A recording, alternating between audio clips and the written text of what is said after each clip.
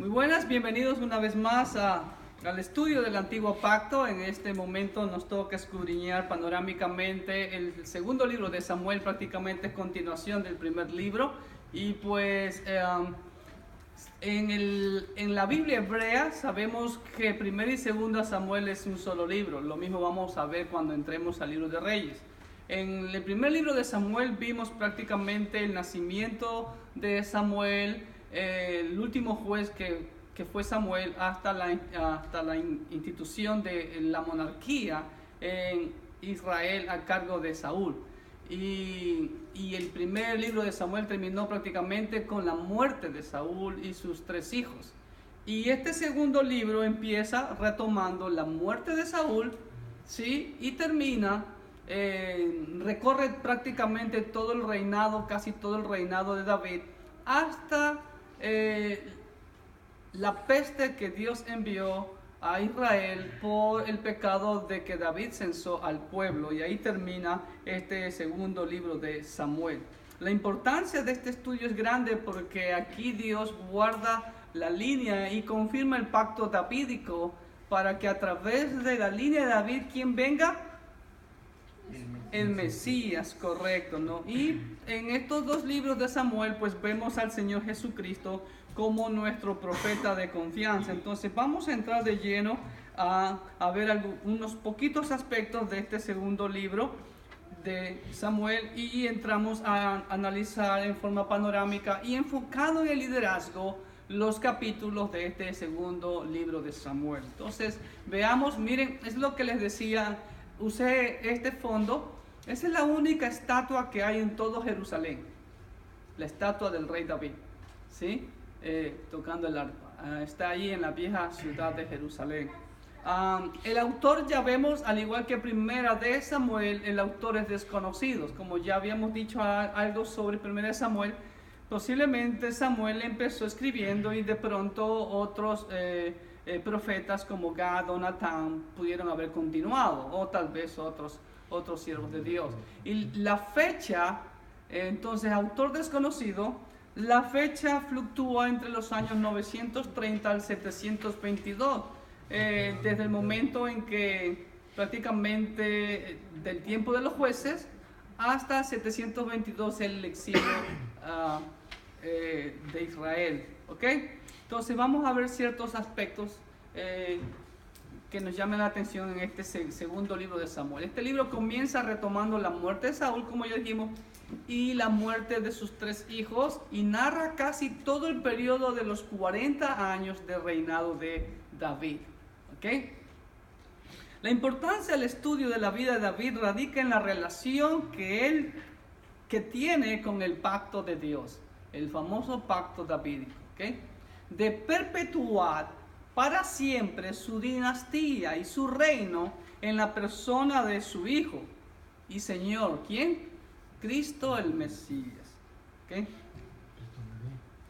He elaborado una pequeña división, como he dicho, siempre tomo algunos comentarios de Archer, Clive Francisco y de otros autores, pero siempre trato de elaborar mi propia división, o a veces tomo alguna de ellas, la que me parezca más conveniente.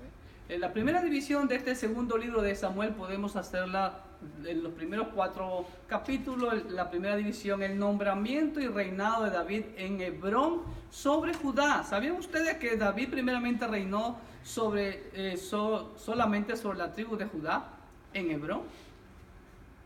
Él reinó 7 años. 7 años y medio, si no me falla la memoria. ¿Sí? La segunda división de este segundo libro de Samuel lo podemos ver desde el capítulo 5 al capítulo 10, que va de la posesión y reinado de David en Jerusalén sobre todo Israel, sobre todas las 12 tribus ahora. En la tercera división lo podemos dividir del capítulo 11 al capítulo 20, el pecado de David con Betsabé y su consiguiente castigo de parte de Dios. Y la última división va desde el hambre por 3 años hasta el castigo de la peste por el censo de David. Capítulo 21 al 24. Abarca 4 capítulos. ¿sí? Y vamos a analizar entonces brevemente cada capítulo de ellos y siempre haciendo un enfoque actualizado a nuestro contexto y sobre todo sobre el liderazgo. ¿Okay? Entonces,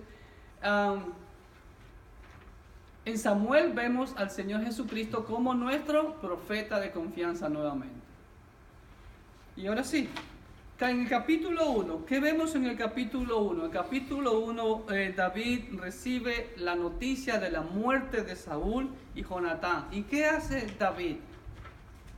Recuerden, David era digno de admirar. A pesar que Saúl trató de matarlo y lo perseguía por todo Israel prácticamente, y todos sabemos que tuvo que huir a tierra de los filisteos y vivió en Siclag prácticamente por 1 año y 4 meses, ¿sí? Pero David siempre respetó a Saúl porque David entendía y entendió que Saúl fue el ungido de Jehová. Y cuando David recibe la noticia de la muerte de Saúl y de Jonatán, David llora por ellos. Y David los endecha, ¿ok? Y hace una elegía. O sea, como un cántico, dice, cómo ha perecido la gloria de Israel sobre tus alturas, cómo han caído los valientes. Es uno de los primeros versículos de esta elegía de David, ¿sí? Y pues vemos el gran respeto de David, y eso muestra el gran liderazgo de David. Un buen líder va a respetar siempre la posición del otro líder que Dios ha puesto, ¿sí? Aunque David pudo haberlo matado, como ya hemos visto, pero jamás él lo hizo, sino que él esperó en el tiempo de Dios. Y eso es una característica que hoy en día, hermanos queridos, falta en el liderazgo a nivel mundial en el cristianismo, ¿ok? Número 2, ahí vemos algo muy interesante, hermano. Una característica de David que debe ser parte de nuestra vida, de nuestro diario vivir. Miren lo que dice el versículo 1 del capítulo 2. Después de esto aconteció que David consultó a Jehová. Una de las grandes características, por eso David era un hombre conforme al corazón de Dios, a pesar de que pecó, todos pecamos, pero David tenía una prioridad siempre, Dios, y lo vemos plasmados ¿en qué? ¿En dónde lo vemos plasmado eso? En los salmos. En los salmos vemos a un hombre que consultaba y buscaba, como dice, temprano yo te buscaré, ¿sí? Y pues David consultó a Jehová cuando ya muere Saúl, mueren sus 3 hijos, entonces consulta a Jehová. Eso es muestra de un buen liderazgo. Todo lo que uno debe hacer, toda decisión tiene que ser consultada a nuestro Señor. Entonces David consulta a Jehová y es coronado rey de Judá en Hebrón. ¿Ok? Entonces ya hicimos el Selah, paramos, meditamos y vimos que eso es un buen liderazgo. Entonces los ancianos de Hebrón y de Judá lo ordenan como rey de ellos. Y a la par, en el norte, Abner, el general del ejército de Saúl, ¿sí?, tomó a Isboset, el hijo de Saúl, y lo llevó a Mahanaim y lo ordenó como el rey, el sucesor de Saúl. Entonces, habían 2 reyes prácticamente ahí, ¿sí? Un rey sobre todas las tribus casi, y solo David gobernando sobre la tribu de Judá. Y se produce y comienza una guerra civil entre las tribus del norte y las tribus del sur, entre Abner, el general del reino del norte, y Joab, era el general del reino de Judá, o era el general del ejército de David. ¿Okay? Joab era el brazo derecho de David, así como Abner era el brazo derecho del rey Saúl. Y eran familiares. ¿Okay? Y Abner mata a Asael, hermano de Joab. Joab, Asael y el otro se me fueron, 3 hermanos, los hijos de Sarbia. Sí, se me fue el otro nombre, ya lo vamos a ver luego. ¿Ok?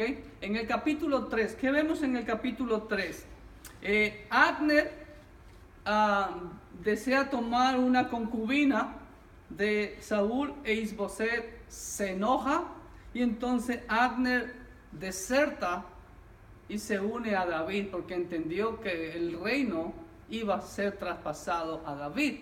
Entonces Abner va y habla con David. David lo respeta por ser el gran general del ejército de Israel, ¿ok? Y entonces él regresa hacia el norte y Joab escucha la noticia y va tras Abner y Joab traicioneramente lo mata en venganza por la muerte de su hermano Asael. ¿Okay? Abner, general del ejército de Saúl, deserta y se une a David, pero es Joab, general del ejército de David, lo mata en venganza por la muerte de su hermano Asael. ¿Ok? Eso lo vemos en los versículos del 8 al 32. No, eso era el capítulo 2. En capítulo 4, entonces Isboset quedó prácticamente temeroso. Todos respetaban en Israel a Abner. Y pues vemos que las batallas que luchó Abner fueron tremendas, ¿no? Y todo Israel respetaba a Abner como el gran general. Ahora que ya no estaba Abner, entonces Isboset tuvo mucho temor. Y 2 de sus siervos lo asesinaron. Entonces Isboset es asesinado. Y estos siervos que asesinan a Isboset, como gran cosa, van a donde David a decirle: hemos matado a tu enemigo. ¿Y qué creen que hizo David? Los mata. Por tu propia boca te condenas. ¿Qué creen? Le dijo que yo recibí buena noticia cuando vino aquel hombre dando la mala noticia de que Saúl había muerto y que él supuestamente se puso encima de David encima de Saúl para que se clavara la espada. Así te va a pasar a ti también. Los mandó a matar. ¿Okay? Entonces, en el capítulo 4 vemos eso. Isboset es asesinado y David castiga con la muerte a los asesinos del hijo de Saúl. ¡Wow, hermanos queridos! Otro rey que hubiera hecho, lo felicita. Ahora tengo todo el reino para mí.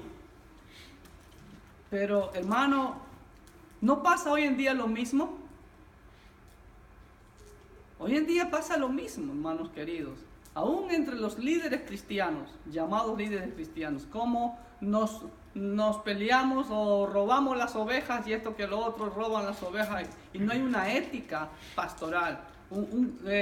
Tristemente, no se manejan con un código de ética ministerial, ¿sí? Eso nos enseñaron a nosotros. Yo tengo mi propio código de ética ministerial y yo jamás robo ovejas de otra iglesia. Si yo escucho una persona y que va a tal iglesia y que ya tiene tiempo, le digo: sigue fiel a tu iglesia, apoya a tu pastor. Pero hay otros pastores que no, dicen: vente para acá escondida, no importa. Entonces ahí vemos hoy en día eso, ¿ok? El capítulo 5, después de que ya muere Isboset, todos los ancianos de Israel van y ungen a David como rey de Israel en Hebrón. Van y se reúnen en Hebrón y entonces lo ungen a David como rey de todo Israel. Y entonces David empieza a conquistar más. Y lo primero que conquista David cuando ya es ordenado rey de todo Israel es Jebús, la ciudad de Jebús. ¿Cuál es la ciudad de Jebús? Jerusalén. ¿Ok? Ahora sí va a ser llamada Jerusalén. ¿Ok? Conquista Jebús, Jerusalén, y la convierte en la capital del reino. Eso lo podemos ver en los versículos 6 al 10 del capítulo 5. ¿Ok? Vemos que el rey de Tiro, Irán, hace alianza con David y después también con su hijo hace alianza con Salomón. Siempre hubo una buena relación, miren hermanos, entre Israel y Tiro, lo que actualmente es Líbano, Tiro, Sidón. Okay, siempre de hecho, el rey Irán ayudó a la construcción del templo de Salomón. Eso lo vamos a ver más adelante en los libros de Reyes, como un rey impío pues colaboró con la construcción del templo de Dios. Ya lo vamos a ver eso después en el libro de Reyes. Vemos la constante guerra contra los filisteos y aquí en esta guerra Dios le da la victoria a David. Capítulo 5. En el capítulo 6, David hace algo que aparentemente es bueno, pero de una manera incorrecta. Capítulo 6.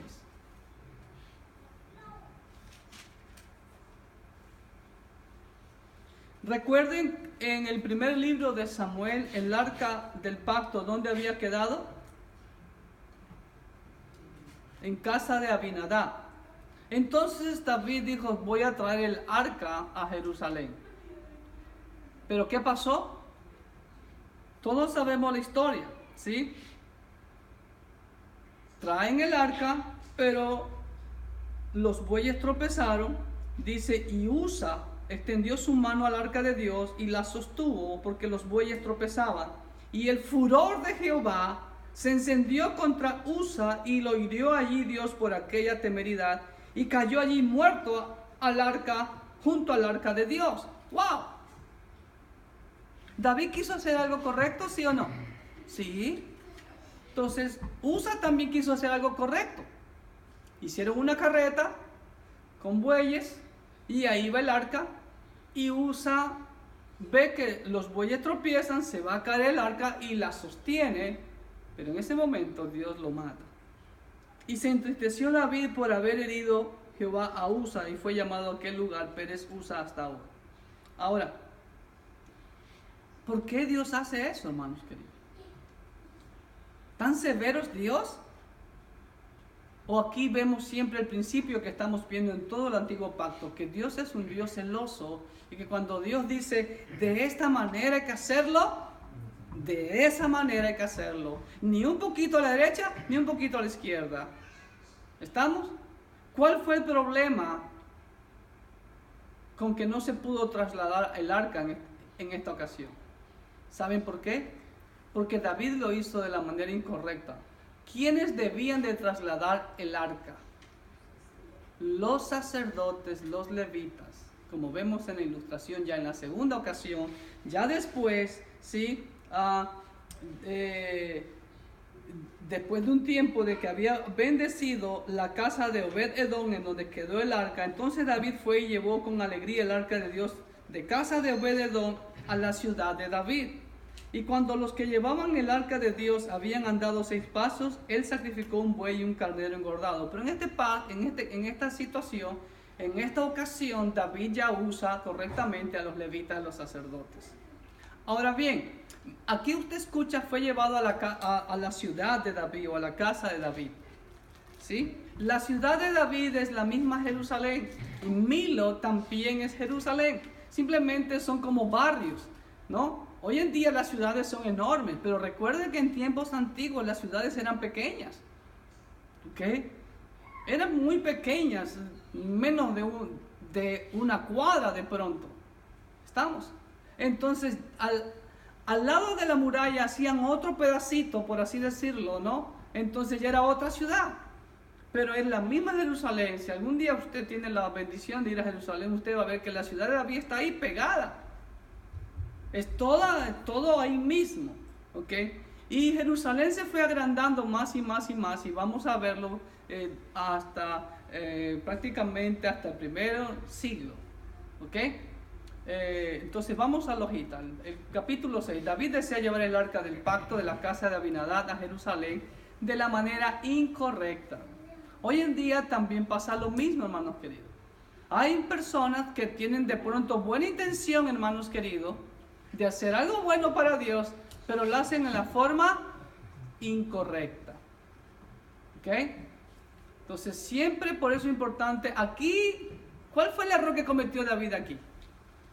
Algo que ya dijimos hace un momento que era muy característico de él. No consultó a Jehová. ¿Sí ve? Y solo por no consultar a Jehová, una persona muere. ¿Ok? Entonces después ya David entendió, lleva el arca a Jerusalén de la manera correcta. ¿Ok? Y usted ya sabe la historia que Mical, ahí está en la ilustración, ¿sí ve? Para que la pueda apreciar. En la ventana, ¿sí ve la ventana? Mical está observando en la ventana, ¿no? No es que David estaba desnudo, ¿no? Eso era andar desnudo, ¿me entiende? En esos tiempos, ¿sí? Recuerden que hace unos años atrás nomás, las mujeres, el enseñar la pierna a una mujer era, wow, era escandaloso, ¿no? Era obsceno, pornográfico, ¿no? Entonces, en ese tiempo también, andar así. Ahora, cuando David danzó, hermanos queridos, quiero hacer un paréntesis aquí. No estuvo remolineando. La palabra remolineando no es que andar dando vueltas. Y la palabra danzar es danzar y no es bailar tampoco. Nosotros en nuestro idioma español tenemos la diferencia, una danza y un baile, ¿sí? Todos nuestros países tenemos danzas típicas, eso es una danza, pero el baile hoy en día es agarrado con otra mujer, etcétera, etcétera. Pero la danza hebrea, la danza de David no fue como hoy en día la vemos, hermanos queridos, ni tampoco fue un relajo. Porque él iba ofreciendo sacrificio, dice, y David danzaba con toda su fuerza delante de Jehová. Y estaba David vestido con un efod de lino. ¿Ok? Ahora bien, ¿en dónde danzó David? ¿En el templo o en la calle? En la calle. ¿Ok? Entonces hay lugar para las cosas, hermanos queridos. También cuando hacían un grito de júbilo, ¿en dónde daban el grito de júbilo? Afuera, cuando estaban en la plaza, en la asamblea o para la guerra. Pero dentro del templo había reverencia. ¿Ok? Entonces, eso es lo que nos habla el capítulo 6. Capítulo 7, David, como es amoroso del Señor, ¿qué desea hacer David? David desea construir una casa para Jehová. Pero el Señor le confirma a través del profeta Natán que su próximo heredero iba a ser el que le construya. Y el Señor le confirma su pacto a David. ¿Okay? Y cuando David escucha que Dios le va a confirmar su descendencia en el trono, David alaba y adora a Dios. ¿Okay? Entonces el Señor le confirma su pacto. Recuerda la palabra clave en toda la Biblia, no es testamento, es pacto. ¿Ok? Capítulo 8. En el capítulo 8, David, interesante, de ser un pastor de ovejas que luchó contra leones, contra osos, defendiendo su rebaño, David se convirtió en un gran guerrero. ¿Ok? Y David, esa era su especialidad. Y comenzó a conquistar más y más y más. Y prácticamente ustedes ven este mapa. Este es todo el territorio que conquistó David. Salomón, cuando vayamos a ver a Salomón, el territorio de Israel en tiempo de Salomón era más grande todavía. ¿Okay? Entonces los límites de Israel en tiempo de David era desde Dan hasta Beerseba, ¿ok? Era siempre esa expresión, o sea, desde el norte hasta el sur, como diríamos de aquí, desde Chicago hasta la Florida o hasta McAllen, Texas, qué sé yo, ¿me entiendes? Este país es demasiado grande, ¿ok? Pero como ustedes ven, Israel es prácticamente largo como un puñal. Ahora es más grande y llega hasta Eilat, ¿ok? Entonces, en el capítulo 8 vemos las conquistas y extensión del reino de David. En capítulo 9 vemos algo muy digno de destacar en David. Una de las características de David: generoso, humilde, buen liderazgo, ¿sí? Misericordioso y sobre todo cumplidor de su pacto. Recuerdan que en 1 Samuel vimos que David y Jonatán hicieron un pacto. ¿Se acuerdan? Entonces David, ya estando en el trono, como algunas personas se olvidan de los favores de otros, pero David no, se acordó. Y pregunta: ¿quién queda de la casa de Saúl para que yo haga misericordia? Por amor a Jonatán.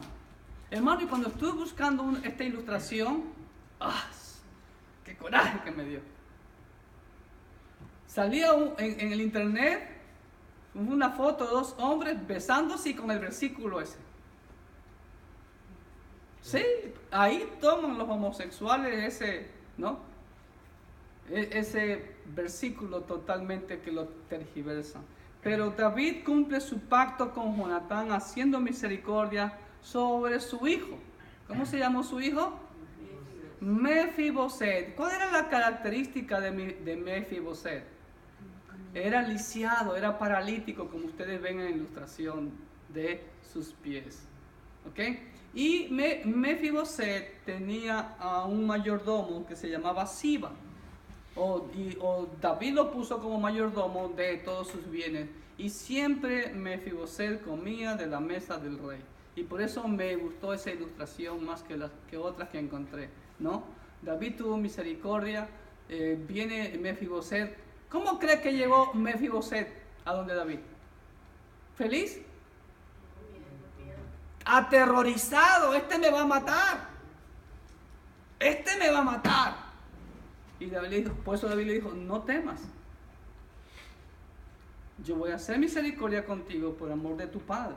Y así fue, ¿sí? Y Mefiboset comerá a mi mesa como uno de los hijos del rey. ¿Sí ve? ¿Qué edad tendría Mefiboset? Era mucho menor que David. Así como David era menor que Jonatán. Recuerde cuando David mató a Goliat, Jonatán ya era todo un experto guerrero. Y David era un adolescente de 14 a 16 años aproximadamente. ¿Ok? Y ¿cuántos años ya han pasado aquí? Ya han pasado muchos años. Recuerde que Saúl gobernó 40 años. ¿Sí? Y recordemos que después David gobernó 7 años y medio en Hebrón, ahora está gobernando en Jerusalén. ¿Cuántos años han pasado hasta aquí? Ya David era mucho mayor. Tal vez David ya tendría por ahí unos 35 años, tal vez, no lo sé. ¿Ok? Entonces vemos aquí en capítulo 9, David cumple su pacto con Jonatán, haciendo misericordia sobre su hijo Mefiboset.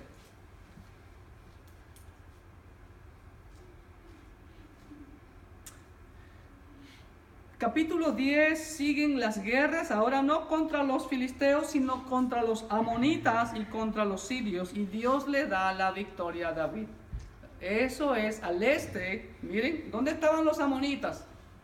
Geografía bíblica, hermano. Miren, acá a la derecha los amonitas y los sirios estaban acá al norte. Recuerde al este, norte y este, y todo el norte de aquí, actualmente Siria. ¿Usted ha escuchado el conflicto de Israel con Siria? ¿Cuál es el conflicto? ¿En dónde que están ellos peleándose? En las famosas alturas del Golán. ¿Sí? Es aquí. Todo esto es el Golán. Y los montes del Golán son los que alimentan al lago de Galilea. ¿Ok? ¿Estamos? Entonces, las campañas de David contra los amonitas piden ayuda a los sirios, pero David los desbarata y Dios le da la victoria a David. Capítulo 11 es un capítulo triste.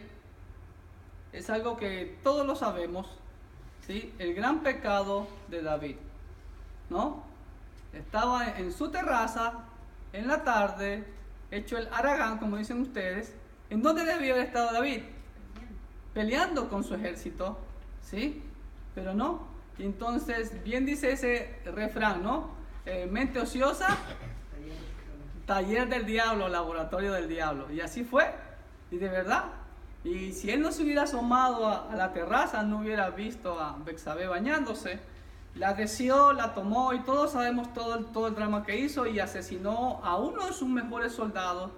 Y miren, Urías Eteo. ¿Ah? De los valientes. Uno de los mejores valientes. ¿Y de dónde era Urías? Eteo. Entonces, ¿qué era un eteo?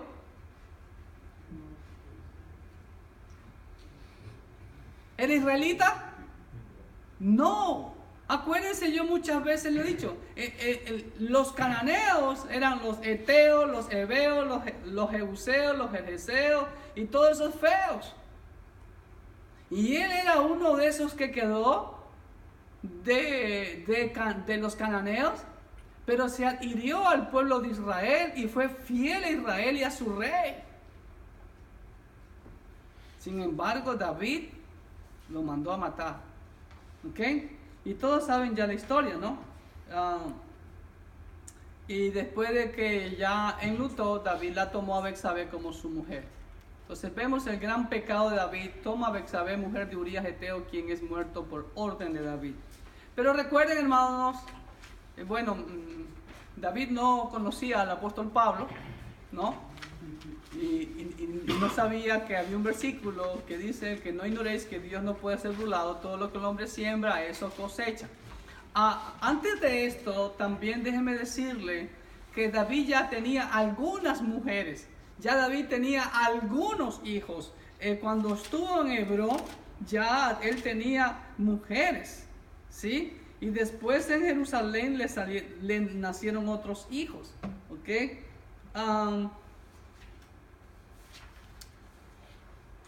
Déjenme ver dónde estaba eso.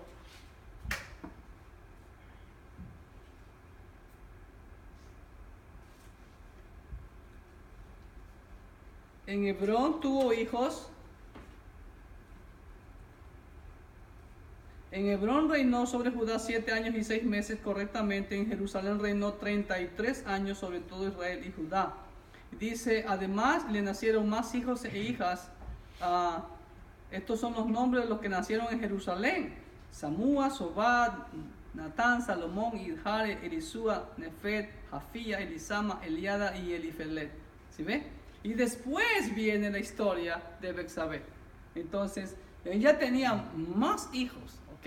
Y en el capítulo 12, ¿no? Dios envía al profeta Natán. ¿Qué hace Natán? ¿Quién era Natán? Ya lo dije. Profeta. ¿Y cuál es la función del profeta?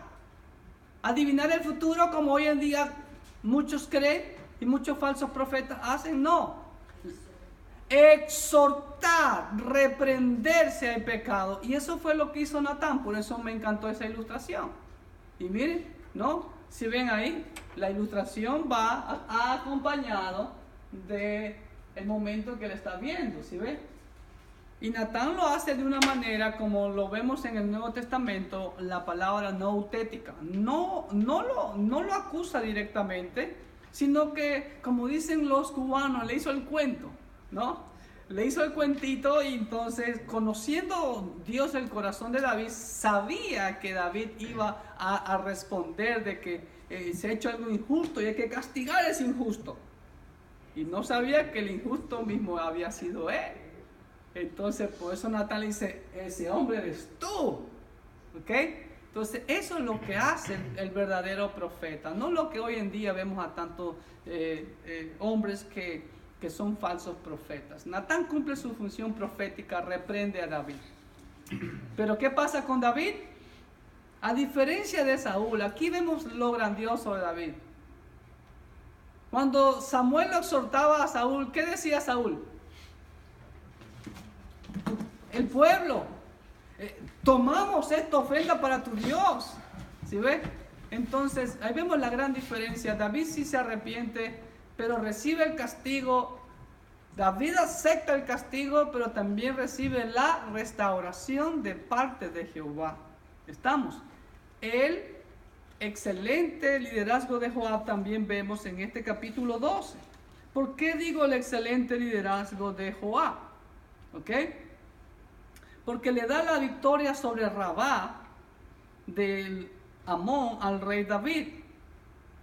Joab, el general del ejército del rey David, había acorralado, había sitiado la ciudad de los amonitas llamada Rabá. Pero dijo, yo no voy a tomar la ciudad porque no es correcto, no soy el rey. Entonces mandó a llamar al rey David y dice, ven tú y toma la ciudad para que no se diga de que yo la tomé y ponga mi nombre. ¿Ok? Entonces, y sea llamada de mi nombre, dijo Joab.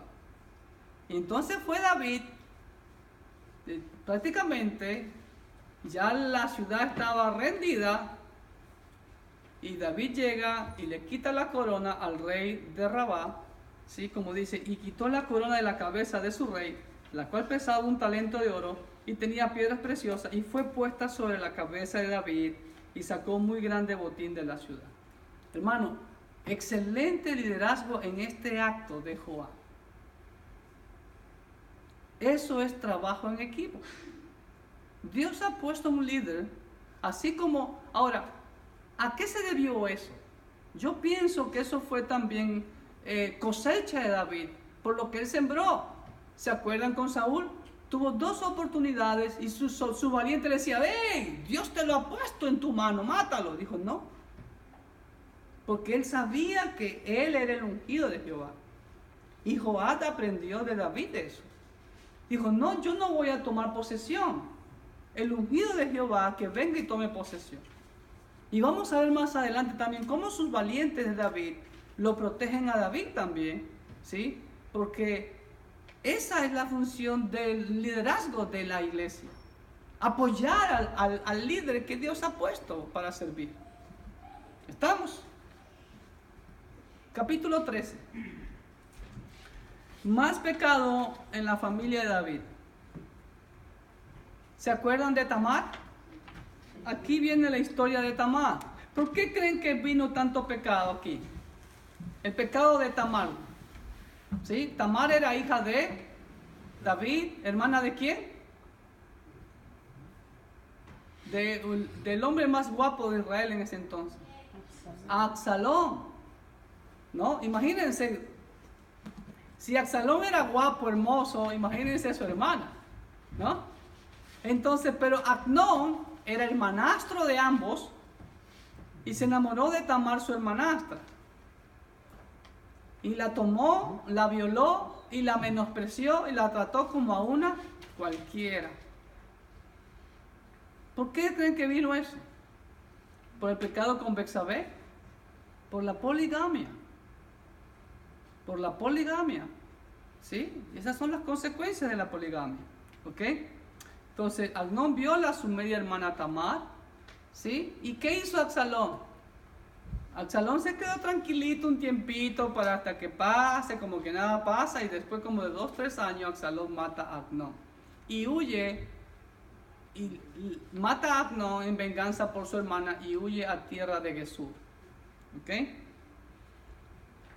Él estaba por allá exiliado, David no lo quería ver, no, pero su brazo derecho, Joab, que era prácticamente su primo o sobrino, no me acuerdo, hijo de Saúl, creo que era su sobrino, perdón, creo que es, ¿sí? No, entonces Joab habla al rey, mira rey, que pobrecito, Absalón está por allá, ¿no? Entonces Joab planea, sí, ahí está, que le, no, es tu hijo, rey, de todas maneras, perdónalo, ¿no? Entonces lo planea y lo trae a Jerusalén. Y David lo perdona, pero no lo ve. Y después, Absalón quema la cosecha de Joab para que preste atención. Dice, ¿para qué me hiciste venir acá si mi padre no me quiere ver? Entonces ahí viene y lo presenta ante su padre y su padre ya lo perdona. ¿Ok? Eso habla el capítulo 14. Joab planea hacer volver a Absalón de Gesur a Jerusalén y el rey David lo perdona. Pero ¿qué pasa con Absalón? ¿Qué haría un hijo así cuando ya su padre lo perdona, lo restituye? Se sometería a su padre. Pero Absalón no hizo eso. Absalón comenzó a ponerse en la puerta de la ciudad como a ganar poder, a ganar fortaleza, y se hizo de hombres y comienza y arma una rebelión. ¿Ok? Y se levanta como su padre, ¿no? Y va desde Hebrón, donde fue, y se hace coronar rey de Israel en Hebrón. Y entonces todo el mundo proclama a Absalón como rey, y el ejército de Absalón va rumbo a Jerusalén para matar a su padre. David lo sabe y comienza a huir David, ¿sí? Y huye David, y vemos que hay un contraste entre la lealtad de Husai y de Ahitofel y la deslealtad de Ahitofel hacia David. Eran siervos consejeros de David, y uno de sus siervos lo traiciona, pero el otro no, dice, yo voy contigo, le dice. Y David dice, no, mejor quédate, para que tú escuches lo que Ahitofel está hablando, y tú me mandas a avisar con el sacerdote Abiatar o con sus hijos. Sadot creo que se llama uno de ellos, ¿ok? Entonces David comienza a huir, De Jerusalén comienza a descender hacia Gilgal, cruza el río Jordán, ¿no? Y va hacia Mahanaim. ¿Ok? Eso habla el capítulo 15. Fortalecimiento y rebelión de Absalón, huida de David y contraste entre la lealtad de Husai y la deslealtad de Ahitofel hacia David. El que comía de su plato, Ahitofel. Así que si algún día tienen un hijo, no le pongan a Ahitofel, cuidado. Traidor. ¿Ok? Pero sí pónganle Husai. ¿Ok? Y mientras David huye en capítulo 16, wow, los enemigos aprovechan. ¿Sí?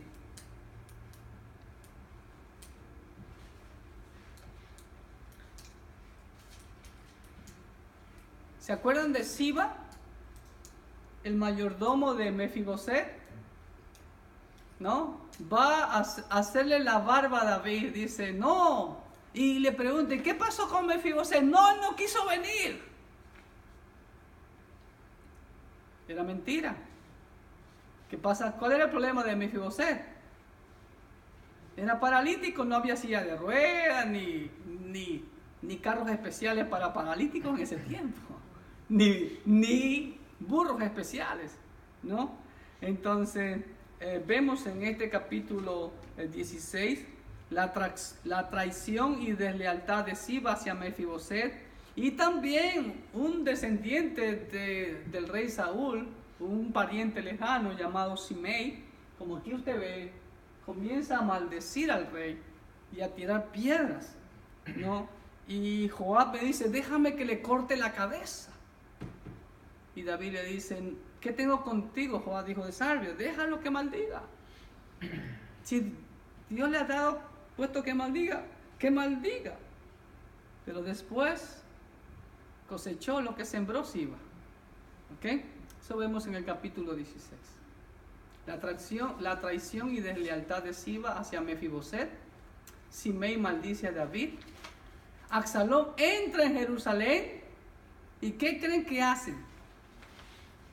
Se acuesta con las concubinas de su padre. ¿Saben dónde? A vista de todo el pueblo. En la terraza. La sentencia que le dio Natán se cumplió. En el capítulo 12, 11 y 12 dice, tú has hecho esto a escondidas, pero yo voy a hacer público. Que se van a acostar con tus mujeres. ¿Ok? Capítulo 17. Husai, el fiel amigo y leal siervo de David, desbarata los planes malvados de Ahitofel contra David y salva la vida del rey David. ¿Ok?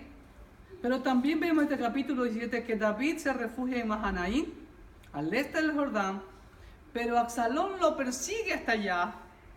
Y en medio de la tragedia, esto es algo que, wow. Y miren, hermanos, aquí hay un principio en los versículos 27 al 29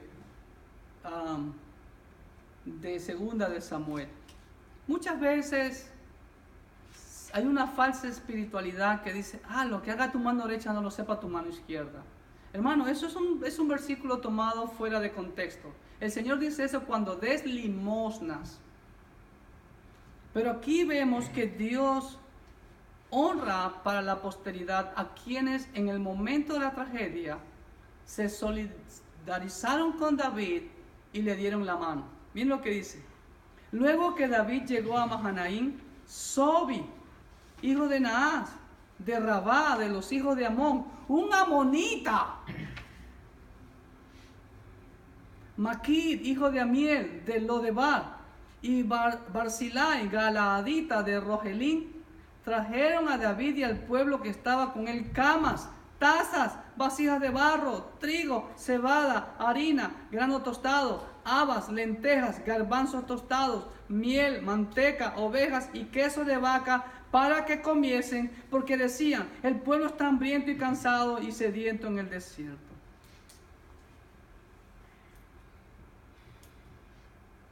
Hermanos, Sobi, Maquir y Barzillai quedaron para la posteridad. Dios lo reconoce por su buen acto de solidaridad con el ungido de Jehová. Es un principio que a veces hay personas que dicen, no, que hermano, ¿qué hice yo el día domingo? Yo di gracias al hermano Roberto por haber cortado la yarda y a Kevincito. Eso es bíblico. Lo vemos a través de toda la Biblia. Como también es bíblico que Dios pone los nombres de aquellos que se oponen contra su reino, contra sus siervos. Si no, veamos desde Moisés. ¿Cuál era un malvado, mal siervo que siempre le llevó la contra a Moisés? ¿Se acuerdan? ¿Cómo se llamaba este hombre? Hasta yo ya me olvidé. Pero uno de ellos también fueron los hijos de Coré. ¿Se acuerdan? Datán. Ya me acuerdo. ¿Se acuerdan de Datán? Está grabado para la posteridad un hombre que siempre se opuso y le hizo la vida de cuadritos a Moisés. Y en el Nuevo Testamento Pablo también da nombres. Alejandro el carterero me ha hecho muchos males. Dios le pague conforme sus obras. Juan dice Diótrefes impide a los hermanos. Cuando yo vaya le voy a decir en su cara lo que es. ¿Sí? Etcétera, etcétera, etcétera. ¿Ok? Pero aquí vemos que Dios reconoce a estos grandes hombres de Dios que en medio de la tragedia, ¿no?, dan solidaridad al rey David. Capítulo 18, otro gran principio.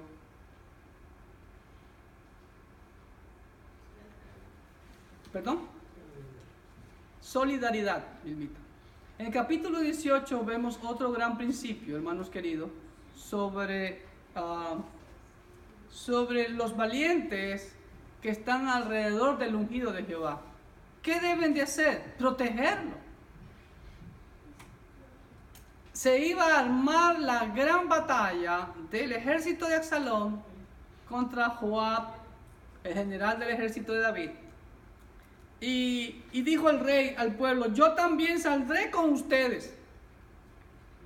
Mas el pueblo dijo, no saldrás, porque si nosotros huyéremos, no harán caso de nosotros, y aunque la mitad de nosotros muera, no harán caso de nosotros, mas tú ahora vales tanto como 10,000 de nosotros. ¡Wow! Será pues mejor que tú nos des ayuda desde la ciudad. ¿Cómo ayuda desde la ciudad? Orando y clamando. Entonces el rey les dijo, yo haré lo que bien os parezca. ¿Sí ven? Esa es otra ocasión que los valientes de David preservan la vida del rey. Dicen, no, tú ya estás un poquito, ya pasadito de años. Mejor quédate aquí. Y vamos a ver después que también lo libran de ser muerto. ¿Ok? Entonces aquí también en este capítulo 18 se libra la batalla entre los valientes de David y Absalón y su gente. ¿Y qué pasó con Absalón? Absalón huye, y a lo que huye en el bosque de Efraín, ¿no?, su mula pasa abajo de una encina, de un árbol, y queda prácticamente ahorcado en las ramas. Y ahí medio moribundo viene Joab y lo remata y le da muerte. ¿Ok? Los seguidores de David salvaguardan la vida del rey. Se libra la batalla entre los valientes de David y Absalón y su gente, donde es muerto Absalón y el rey David. ¿Qué hace el rey David? Llora su muerte. Y sí que lo lloró bastante. Y aún estaba el rey en Mahanaim, todavía no ha vuelto a Jerusalén. Y en el capítulo 19, Joab, el general de David, lo reprende al rey David por seguir llorando por Absalón. Lo vemos en los primeros 7 versículos del capítulo 19. Y ya luego está la restauración de David a su reino. David regresa a tomar posesión de su reino. ¿Y quién cree que sale a recibirlos? ¿Ah?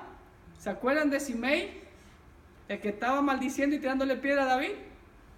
Sale a recibirlo con los brazos abiertos. Y también Siba, el mayordomo de Mefiboset, también sale a recibirlo al rey. Y entonces también, ¿saben quién llegó también? Mefiboset.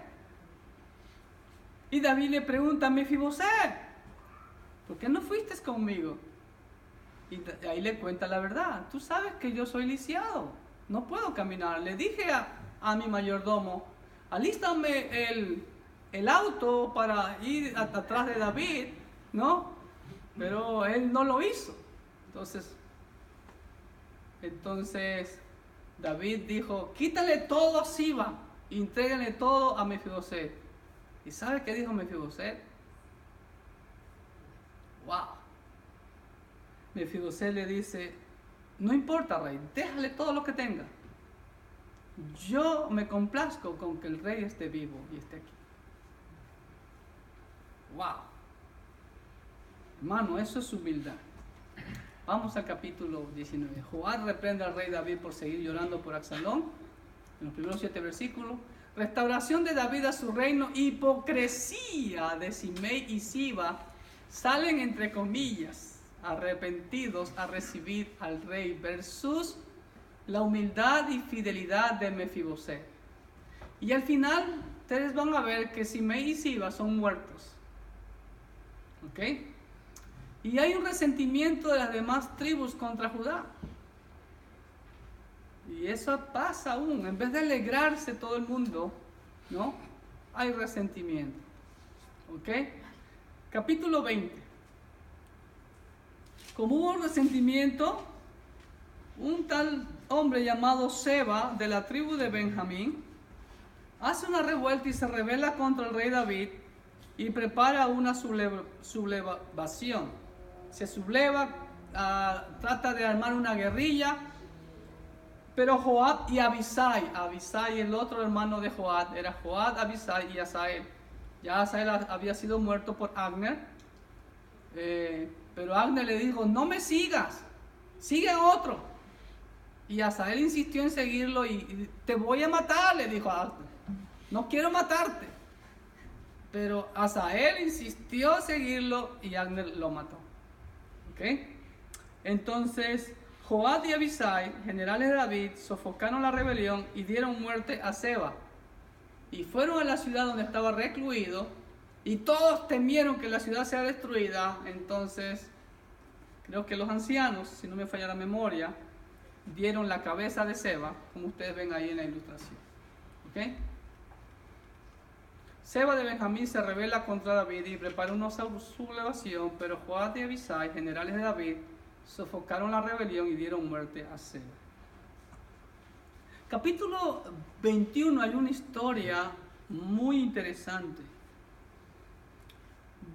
Vino un hambre en los días de David, dice el versículo 1, por 3 años consecutivos. Y David, como de costumbre, ¿qué hizo? Consultó a Jehová y le dijo el Señor, es por causa de Saúl, por aquella casa de sangre, por cuanto mató a los gabaonitas. Recuerden que los gabaonitas eran parte de los cananeos, pero se disfrazaron y se hicieron súbditos de Israel. Y se unieron a Israel como pueblo. ¿Sí? Pero en tiempo de Saúl tomó mucha venganza contra los gabaonitas. Entonces Dios castigó por esa maldad que hizo Saúl. Y le preguntaron a los líderes gabaonitas, ¿qué desean para restituir lo que Saúl hizo? Bueno, danos 7 hombres descendientes de Saúl para que mueran. Y que estén ahí colgados hasta varios días. ¿Sí? Dénsenos 7 varones de sus hijos para que los ahorquemos delante de Jehová en Gabaa de Saúl, el escogido de Jehová. Y el rey dijo, yo los daré. Y perdonó el rey a Mefiboset, hijo de Jonatán, hijo de Saúl, por el juramento de Jehová que hubo entre ellos, entre David y Jonatán, hijo de Saúl. Pero tomó el rey a 2 hijos de Rispa. Y esta historia, hermanos queridos, una madre, ¿saben lo que hizo Rispa? día y noche velando para que los animales no se coman los cuerpos de sus hijos. ¡Wow! ¡Qué dolor para una madre!, ¿no? Ver a sus hijos ahorcados ahí. Y los entregó en manos de los gabonitas y ellos los ahorcaron en el monte delante de Jehová. Y así murieron junto a aquellos 7, los cuales fueron muertos en los primeros días de la siega, al comenzar la siega de la cebada, o sea, en el mes de Abib.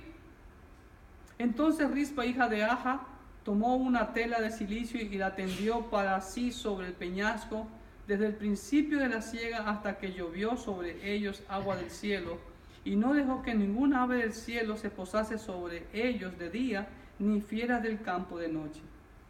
Y fue dicho a David lo que hacía Rispa, hija de Aja, concubina de Saúl.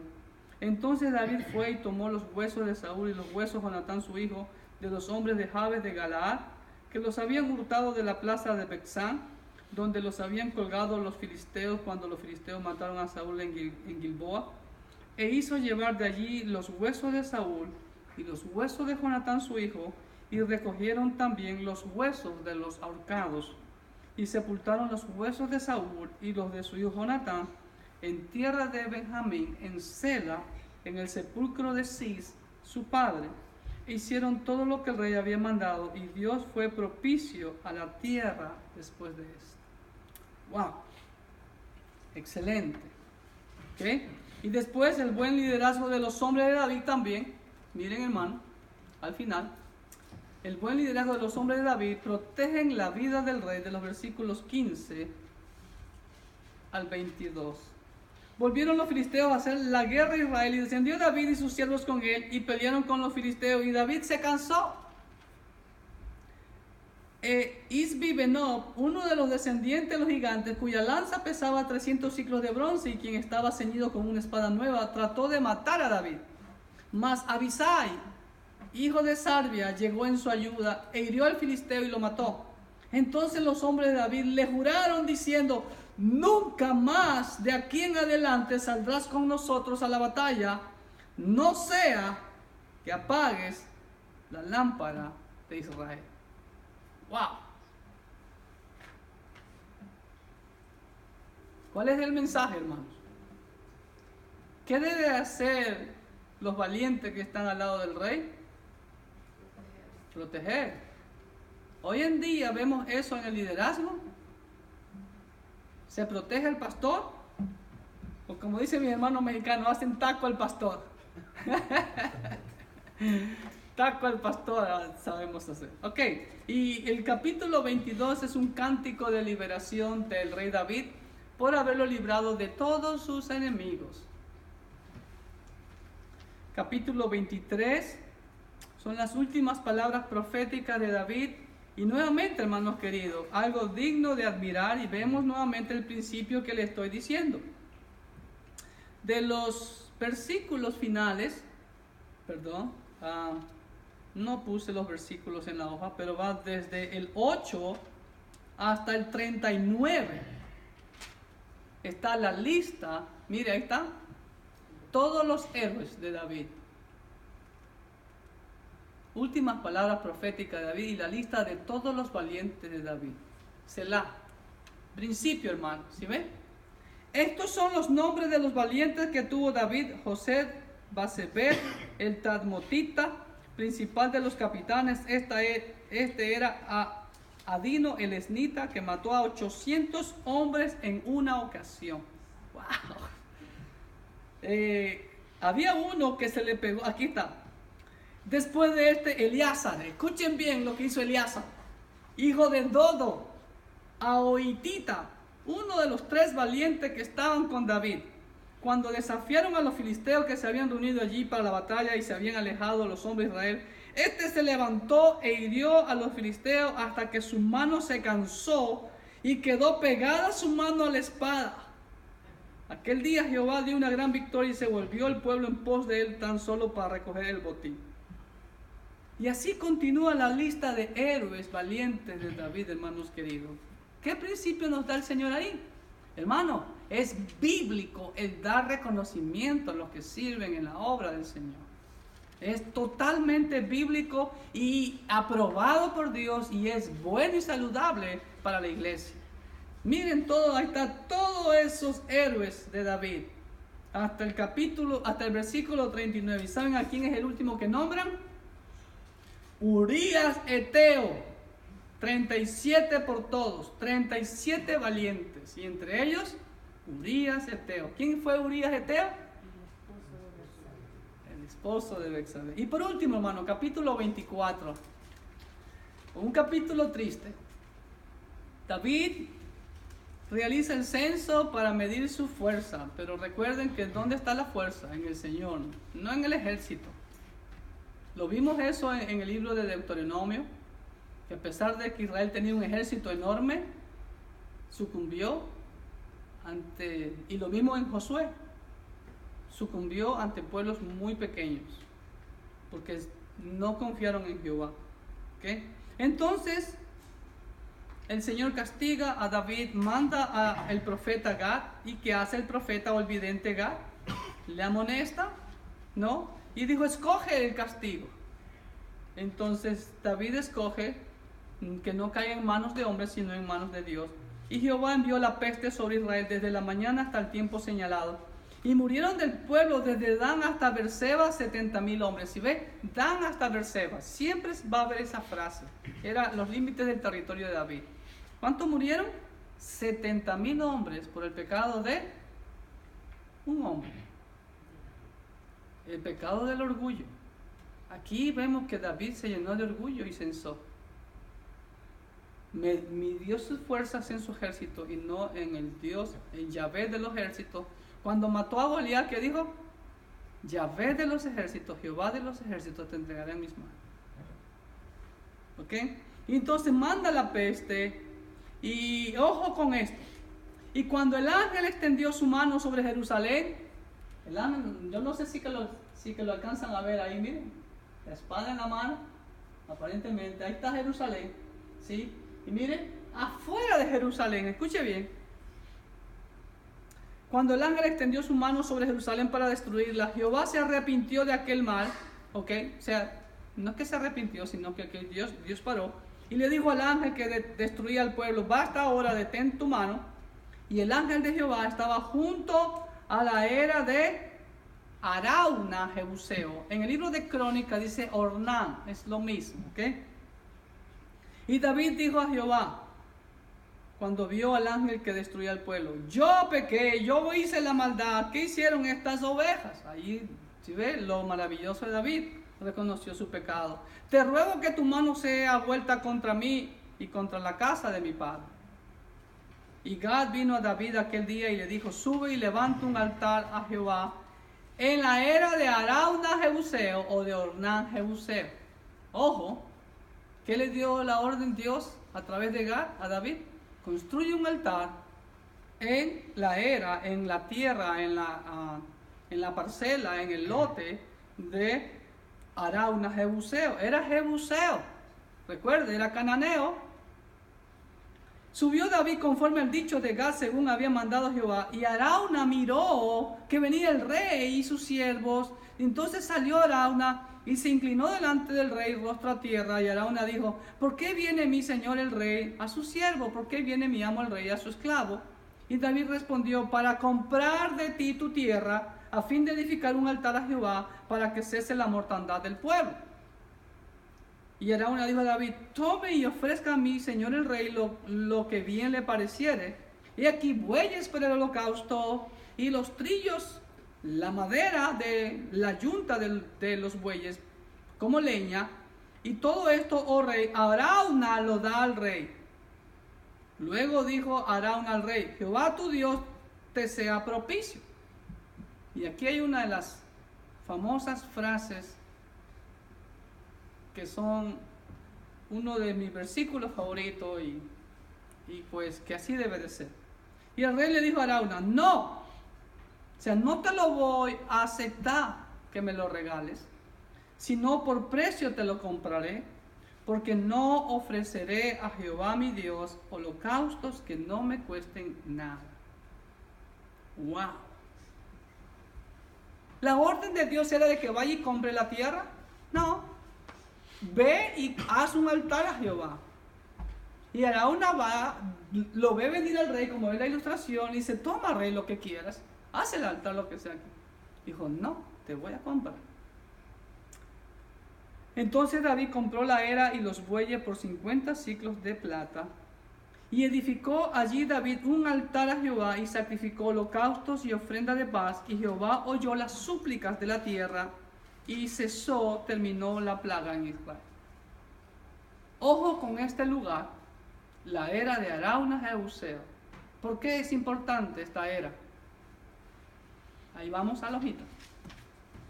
Para finalizar, David realiza el censo y es castigado por Dios con 3 días de peste. Y cuando compra y ofrece sacrificio en la era de Araúna o Ornán, como aparece en Crónicas, Jebuseo, termina la peste. ¿Ok? Entonces vemos ahí que Dios tiene misericordia, termina la peste, porque vemos también un corazón arrepentido. David dice, castígame a mí. Y hermano, eso es lo noble de David. Necesitamos hombres así nobles hoy en día. Y, ojo, es en este lugar donde Salomón edificó el primer templo a Jehová. Eso lo vamos a ver en Primera de Crónicas cuando lleguemos allá. En la era de Ornán Jebuseo. Ahora, ojo, voy a volver atrás para concluir. Recuerde que dice que él salió de la ciudad prácticamente y fue a la era de Araúna Jebuseo, o sea, fuera de las murallas de Jerusalén. ¿Estamos?